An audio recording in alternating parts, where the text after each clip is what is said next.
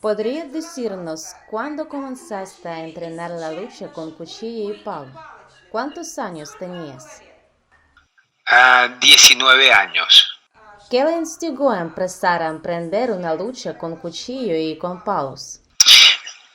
Las, de una manera es una cuestión de tradición.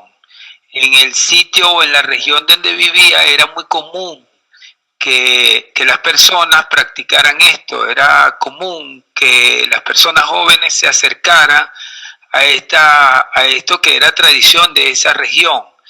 Entonces había un amigo llamado Abel Pérez, que es mi maestro, muy amigo también, que me llevó a donde otro maestro, que entonces empezáramos a practicar y estuvimos practicando por un largo tiempo, pero es un asunto de amistades, pues, de amistad y de tradición de acá en Venezuela. ¿Podría decirnos acerca de su sistema tradicional? Mira, lo primero que puedo decir es que este sistema de combate estuvo prácticamente extinto en Venezuela, ya casi se había perdido. Eh, Llegó a Venezuela, es la confluencia, es confluencia de cultura. Nosotros somos mestizos, venían culturas de varias partes y aquí se generó una forma criolla, como diría, o una forma particular, adquirió unos valores particulares el juego de garrote. El juego de garrote acá tiene más de 300 años y es precisamente producto de la conquista y colonización que existe aquí en Venezuela y en América.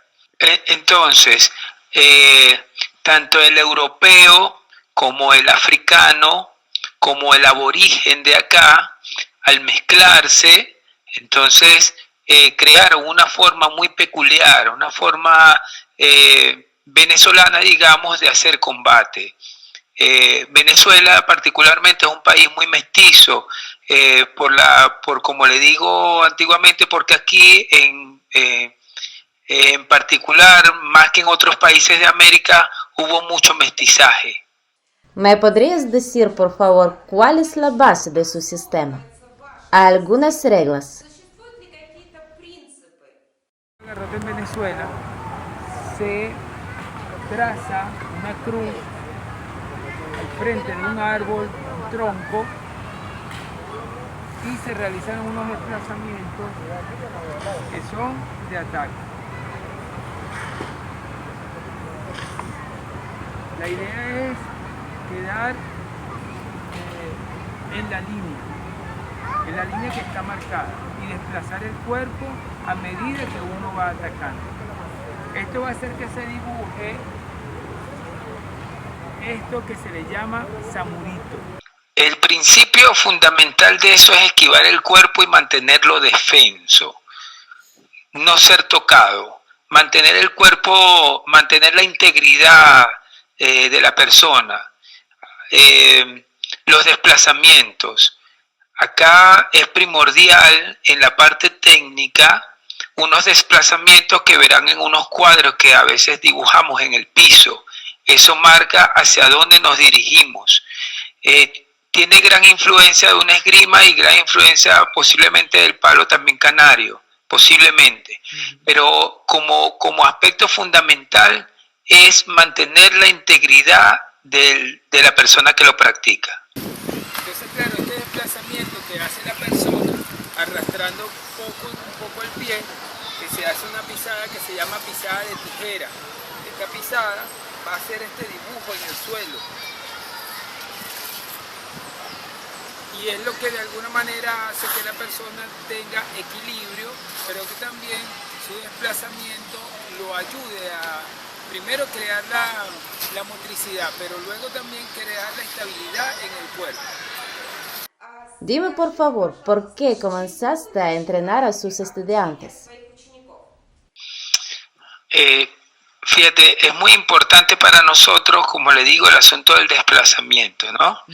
Nosotros colocamos en la arena, en la tierra, una cruz, una X, y colocamos a la persona al frente de un árbol o un palo o algo, que asemeja a una persona. Entonces, marcamos unos desplazamientos que se llaman pisadas en el piso, donde el practicante va a adquirir tanto el desplazamiento de la pisada en el piso, del movimiento, como también la motricidad en el brazo. Entonces colocamos que la persona lance palos desplazándose al árbol. Y a medida que esa persona va tomando no nada más el desplazamiento en el piso, sino la motricidad en el brazo, va a pasar luego a que se le lancen unos palos que van al tobillo, la rodilla, la cintura y el hombro, que son las coyunturas. Es bueno acotar que en el juego de garrote se usaba palo, pero también se usaba machete. Entonces usaban armas de corte. ¿Cuál tipos de golpes usted hace cuando entrena? Sí, es una forma específica. Un ejemplo, si yo entro, se dice palo y pierna entran a la vez. O sea que si yo entro con un golpe con la mano izquierda, entra mi pierna izquierda, y la otra se va a desplazar hacia atrás. Entonces, lo importante es que asemeje también a los golpes al tobillo, la rodilla, la cintura y el hombro, que son golpes que van horizontales y que van precisamente a descoyuntural. La idea precisamente es que esos 4 primeros golpes que se aprenden son horizontales. Luego se aprende el palo a la cabeza, luego se va a aprender el barrecampo, que es un término que yo les puedo explicar de por qué se llama barrecampo. Se va a aprender también la puya, pero eso se va a hacer luego de que la persona haya demostrado su integridad también en el juego. Si tuvo la paciencia suficiente para mantenerse en el árbol y demuestra que de alguna manera tiene la paciencia también para pasar un rato ahí y adquirir las destrezas que se necesitan en el árbol, entonces pasará a otra etapa. Sí, bueno, fíjate, ahí uno inicia, como te dije, con los palos horizontales, que son palos a las coyunturas, ¿cierto? Pero después entonces viene el palo a la cabeza, que aquí se le dice palo burrero. Yo te estoy dando más o menos unos términos que puedan ser comprensibles para ti, ¿no? Aquí se le dice, se le decía palo burrero. Está la puya o pullón, que es como si fuera algo punzopenetrante, va entrando. Es una estocada en el plexo solar. También está el barrecampo, que es un palo que va a los testículos, pero es de forma de revés. ¿Por qué digo de revés? Hay palos francos y hay palos de revés. Palo huevero va franco, o sea que voy lanzando con el dorso del brazo, pero cuando lo lanzo de revés va buscando los testículos igual, pero se le dice barrecampo. Luego de aprender los palos atravesados, se llaman palos atravesados, estos que van tobillo, rodilla, cintura y hombro, que son los palos que van buscando las articulaciones, como lo mostramos ya. Viene el palo a la cabeza, que es este que viene acá. Luego viene la puya, luego viene el barrecampo, que va buscando la parte interna, y viene el vaciado o huevero, que viene buscando también la parte interna de los testículos o las partes íntimas. ¿Cómo se quita? Palo a la cabeza, puya, barrecampo, huevero. Esos serían los primeros palos que se enseñan, son los palos más básicos que hay. Y hay 2 maneras de quitárselo, que serían 2 pisadas. La primera pisada que vimos es la pisada de tijera, pero hay una pisada que se llama pisada cuadrada.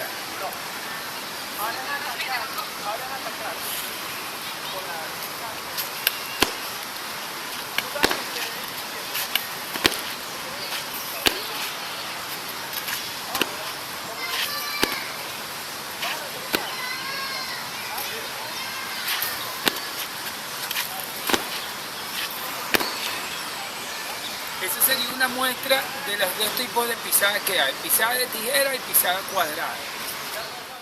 ¿Hay golpes básicos que existen en su sistema? Sí, existe también el pescuecero que va cortando, ¿no? Se le dice pescuecero, es un golpe al cuello. Existe el corvero, que es un golpe a la corva, que va detrás de la rodilla. Existe el vaciado de pecho, que va precisamente al pecho de forma horizontal. Y eso básicamente, o sea, son algunos de los golpes que de alguna manera se lanzan. Como te digo, como verás, casi todos van a las coyunturas. Y eso es porque se usaba el machete o el sable como una forma para extrapolar el palo. El palo es un asunto de juego entre amigos, pero cuando las luchas se ven intensas, se pelea cuerpo a cuerpo, es con machete o cuchillo. ¿Hay una diferencia en la formación en el trabajo con un cuchillo y el trabajo con un palo? Sí, sí, la distancia y la rapidez. O sea, no el palo necesita un desplazamiento más largo y el cuchillo es muy rápido. Una pelea de cuchillo es muy compleja. Es una de las armas para nosotros más peligrosas que hay. Porque te da la posibilidad de hacer varios cortes sin muchos movimientos. En cambio, para mover un garrote o un machete tienes que hacer todo un movimiento largo y da mayor posibilidad de desplazamiento. Entonces, claro, para el cuchillo también como adiestramiento tiene mucha exigencia, hay que mover mucho el cuerpo y lo mejor para eso es correr.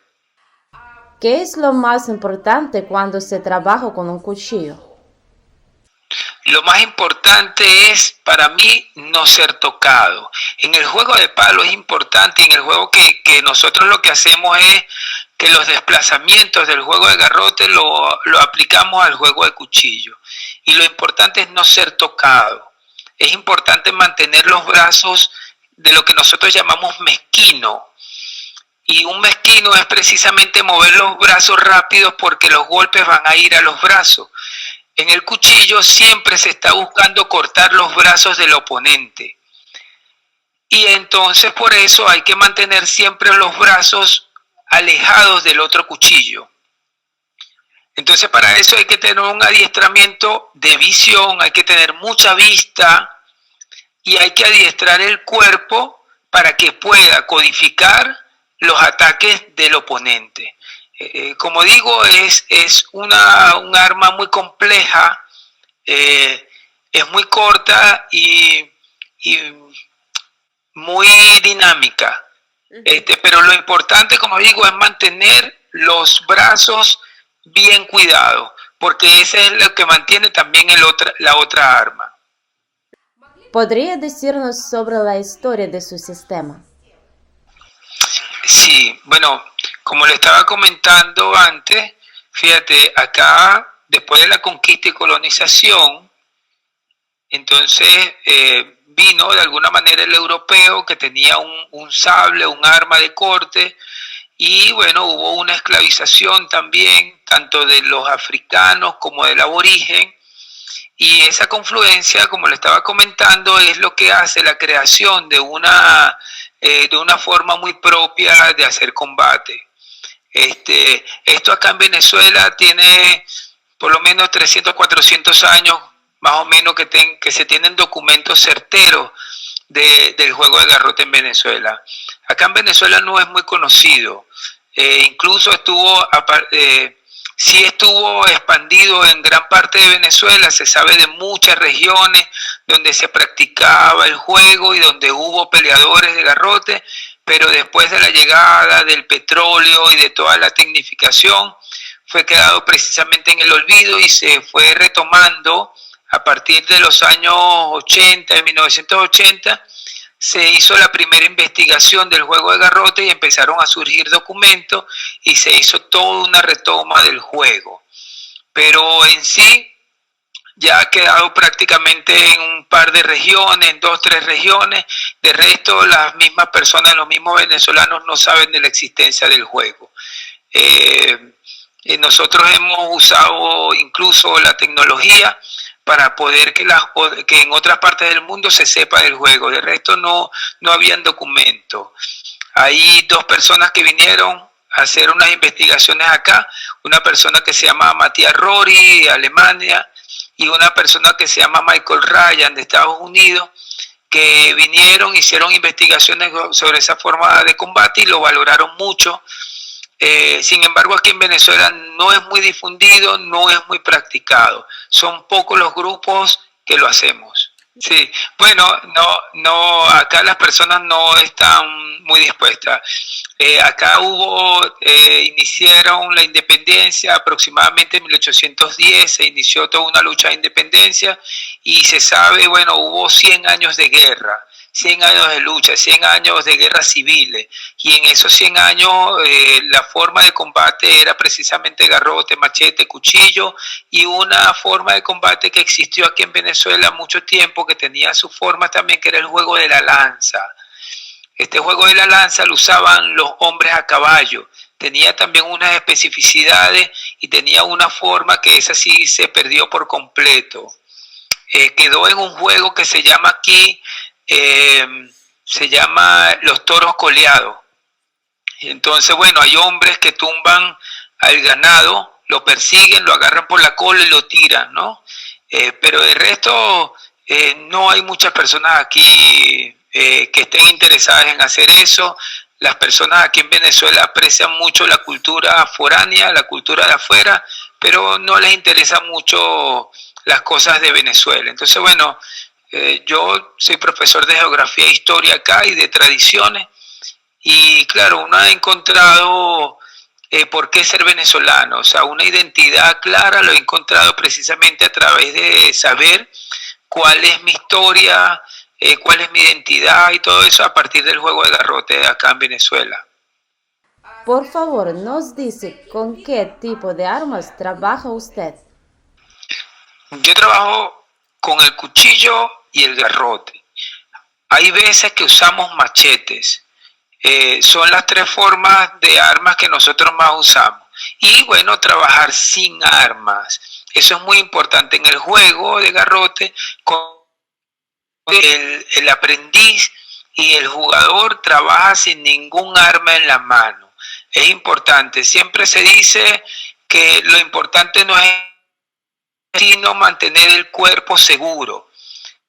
Las armas tienes que seguir jugando o seguir peleando.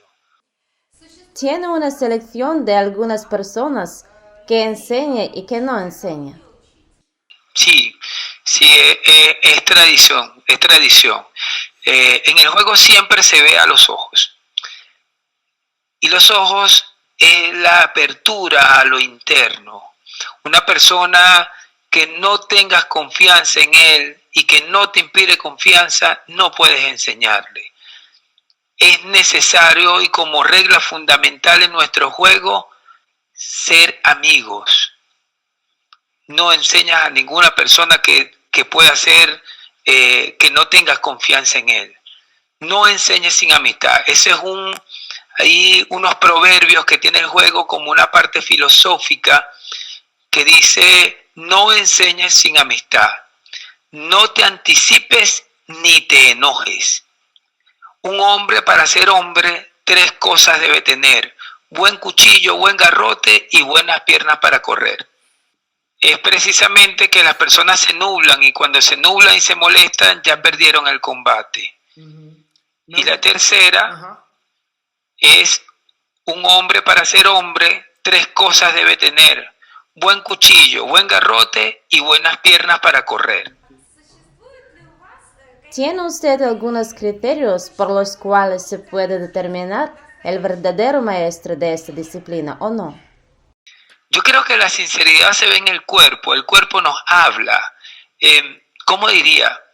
Tiene una mirada clara, está aplomado, no va a hablar mucho. Está tranquilo, siempre sereno. Y hemos encontrado que en la mayoría de las veces los maestros que han estado con nosotros, incluso el maestro que fue mi maestro también, el maestro Mercedes, era un hombre muy tranquilo, muy sereno. No como dice un dicho, el que sabe no dice, el que dice no sabe, el que dice que sabe no sabe lo que dice.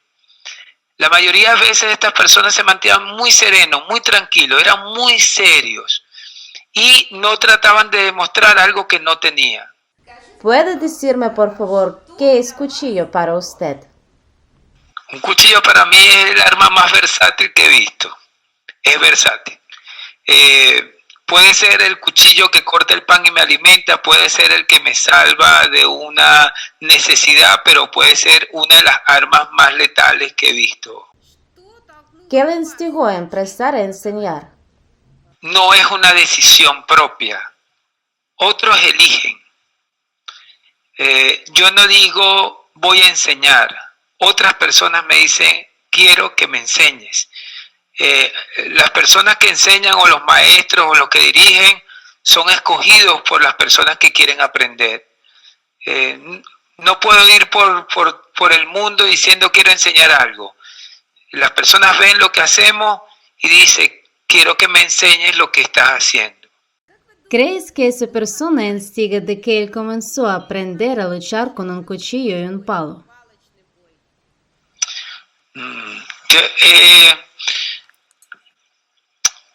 Yo creo que es la necesidad humana de vivir también experiencias extremas. El humano necesita algunas experiencias extremas, a algunos les gusta saltar en un esquí, les gusta lanzarse por un acantilado, no sé, pero hay algunas personas que necesitan tener contacto físico con otros y la violencia es intrínseca para mí al ser humano.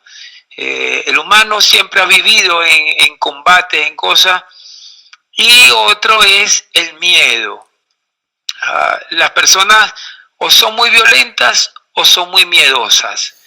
Entonces, bueno, una de las dos cosas puede hacer que la persona se acerque a los sistemas de combate. Para mí era simplemente tradición y era divertirme con mis compañeros, pero para otras personas es precisamente o el miedo o la ira. ¿Puedes demostrar los golpes básicos de su sistema? Sí, de hecho te voy a primero hablar del garrote. Okay. Mi arma no es cualquier arma. Para hacerla se usan los tallos de los árboles. Este es un tallo de un árbol que está creciendo. Se corta a 1/4 del piso hacia arriba. Se espera la luna menguante.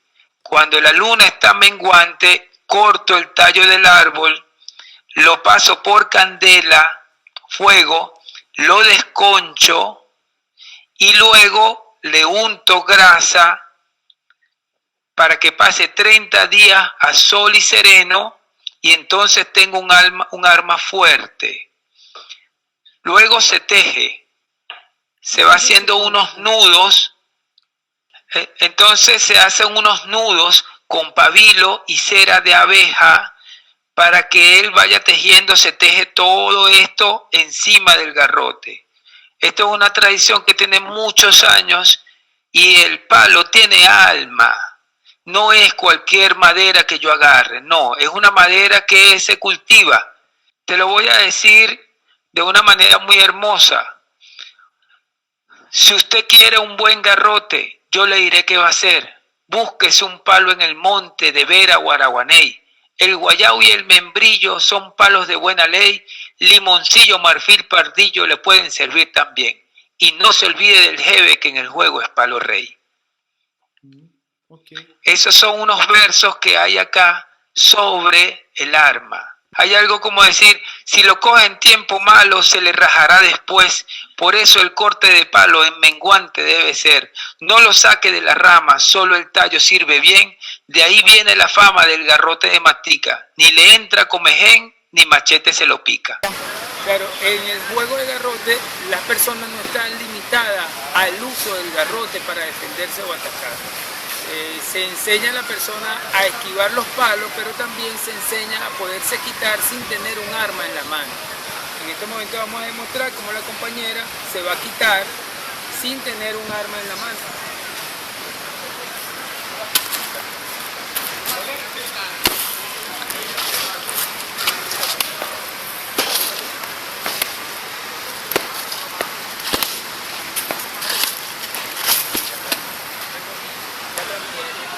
Podemos ver que el juego es altamente defensivo. Y aparte de eso también vamos a mostrar cuáles serían las formas de desarme que existen en el juego, que lo vamos a mostrar en este momento. Se dice, de aquí para acá es juego, de aquí para acá es riña. Nosotros jugamos y golpeamos acá, pero cuando ya queremos salir de alguna persona, de un problema, si es una persona que ya no es amigo, que no estamos jugando, todos los palos deben ir de una vez al brazo. Si yo ataco y otra persona va a atacarme ya no esquivando el palo, sino va a ir directamente a los brazos. Entonces hay algo que se llama mezquinos. Mezquino sería que yo atacara y cuando me ataca en el brazo, lo quito y entro por otra parte. Por eso el juego se ve circular. Aquí hay varios tipos de cuadros. O sea, cuadros le decimos a los símbolos que hay en el piso para los desplazamientos.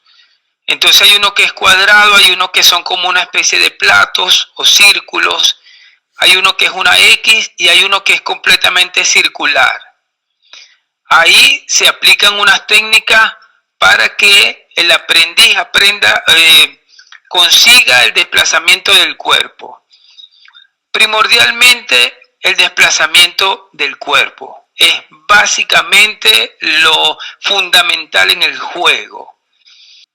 Hay otra cosa que es importante en el juego, que como nosotros jugamos también con las manos vacías, hay desarmes, hay proyecciones, hay también como palanquear a personas con el mismo garrote.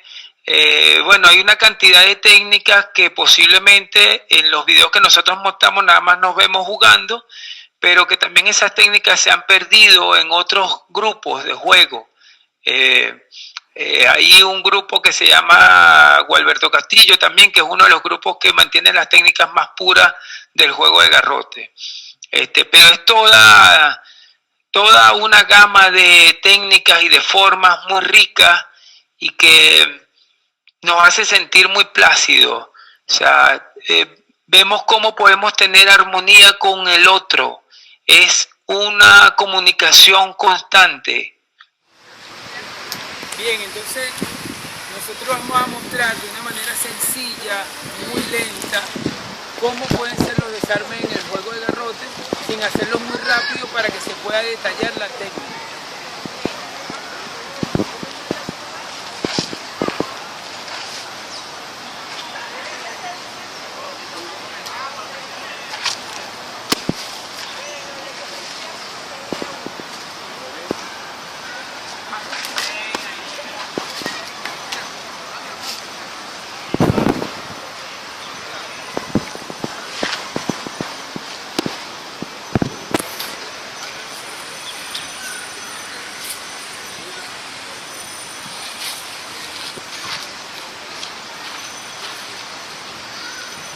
Esas son algunas de las técnicas que se usan en el juego.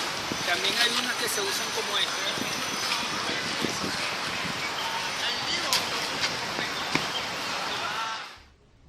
¿Qué le recomendaría a las personas que solo quieren empezar a emprender una pelea con cuchillo? Yo creo que hay dos cosas que uno aconseja aquí. Primero, tener mucha disciplina, serenidad, o sea, mucha disciplina y paciencia en lo que se está haciendo. Si ha escogido a un maestro para que lo enseñe, tiene que ser una persona de confianza y tiene que buscar la manera de que esa persona lo lleve por el camino del juego que uno escogió como estudiante, ¿no? Pero sí es necesario tener una vista muy clara, mucha paciencia y mucha disciplina en lo que se está haciendo. ¿Cree que hay un futuro para el cuchillo y la lucha del cuchillo en el siglo XXI? Llegamos al siglo XXI. Eso ya es mucho. En este momento hay drones, hay vuelan todo y nosotros seguimos vivos. Tenemos mucho tiempo más de vida. Porque pueden lanzar bombas, pueden hacer lo que sea, pero jugar palo, machete, cuchillo nos hacen sentirnos vivos, estamos vivos, nos alejan del letargo de las ciudades, nos hace sentir que somos humanos y que corremos riesgos.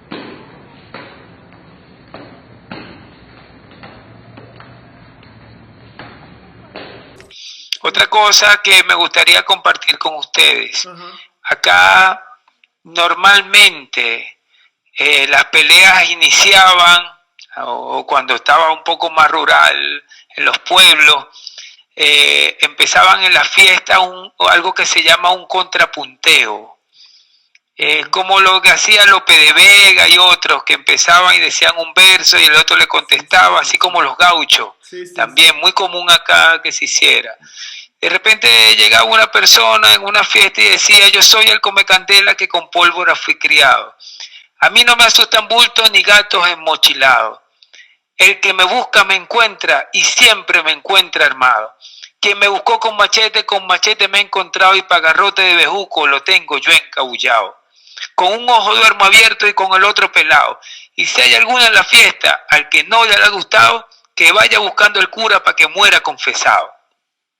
Así salía otro que le contestaba y decía: yo nací en los mismos llanos y me llamo Ladislao. Soy un turpial por el pico y un tigre por lo pintado. Con una lanza en la mano y un garrote encabullado, yo soy más bravo que un toro y más ágil que un venado. El maestro que me enseñó bien enseñado y me dijo que no cantara con ningún rabipelado. Un rabipelado es una zarigüeya, ¿no? Es como algo poco. De repente, entre eso, le daban un golpe al farol y empezaba todo el mundo con machete, garrote y cuchillo y se acababa la fiesta. Pero decían que ahí era que la fiesta empezaba. Por eso mi maestro me decía, ¿qué vas a hacer, chico, cuando llegues a la fiesta? Y yo decía: bueno, no sé bailar, no sé. No, chico, no has aprendido nada. Tienes que pararte en la puerta y observar por dónde es que te vas a escapar cuando se arme la pelea. Eso sí. Por dónde te vas a ir corriendo. No me decía que tenía que pelear, me decía que estuviera atento constantemente, que observara todo muy bien. Eso es uno de los principios fundamentales del jugador.